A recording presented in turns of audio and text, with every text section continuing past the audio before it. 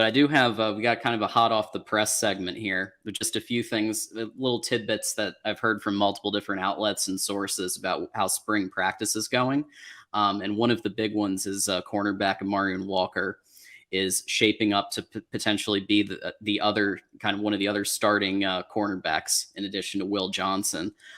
Just even Harbaugh said it himself that he's kind of stacking up to be a starter. So it's obviously really great to have multiple really strong cornerbacks and defense with some of the offenses that Michigan will be facing this year. For sure. For sure. I mean, one offense in particular is Ohio State, right? Everything that, we do is built to beat Ohio State. And I would say the fortunate thing for Michigan, as well as a lot of other Big Ten teams, is that there really isn't a lot of passing prowess in this conference. Mm-hmm.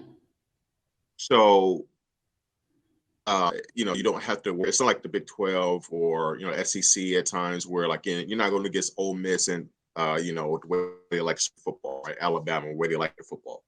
We know how the Big 12 and the Pac-12 can be as well.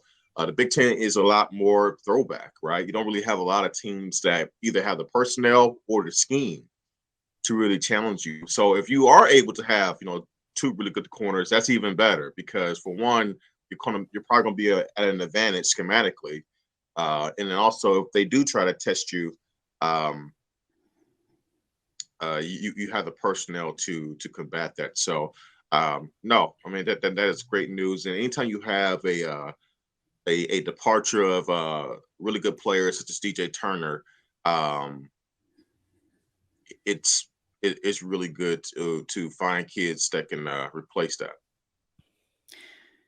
Absolutely. Yeah. And like you said, high octane Ohio State offense, Penn State's offense looking to be pretty strong as well with their quarterback and the running game that they have. So I really think you need all aspects of Michigan's defense to be top notch next year.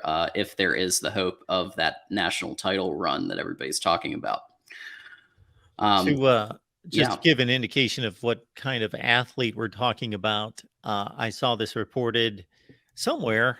And when I say Twitter, I mean Twitter was just the outlet. It was reported somewhere legitimately and then just tweeted out where I found it, and then had a conversation with Justin Rowe, and he confirmed it as well, that Walker's 3-cone drill time at Michigan would have set an NFL combine record.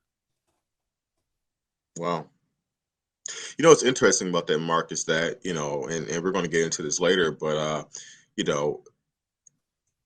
if you would have said last year about another player, I would have been like, well, maybe, the Michigan clocks that they're using are a little fast to make things look a little bit better. But I remember preseason on the Bruce Feldman athletic freak list, Turner and Monty were on that list. And I think DJ Turner was clocked as running a 4.2 something. I can't remember exactly what it was. And I was really interested to see what that translates on the field. Yeah.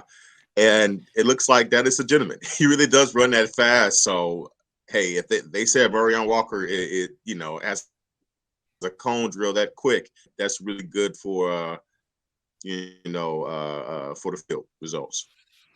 The 3 fastest cornerback times at the NFL Combine were from Big Ten players. That's really interesting. A statement right there. That's shocking. It really is. It is. I mean, you wouldn't think. I mean, I don't know where. I have to. Isn't DJ from Georgia? If I'm not mistaken, I think he's from. So he's a kid from down south. So I think so. I'm not sure about Witherspoon or Porter Jr. Yeah, Georgia. Mm-hmm. I just checked that not long ago. Pretty sure DJ Turner's from Georgia. Okay, so all right, well, okay, those are Southern kids then. Not that you can't get kids to be fast from the Midwest, but it's a little bit different. That Southern speed.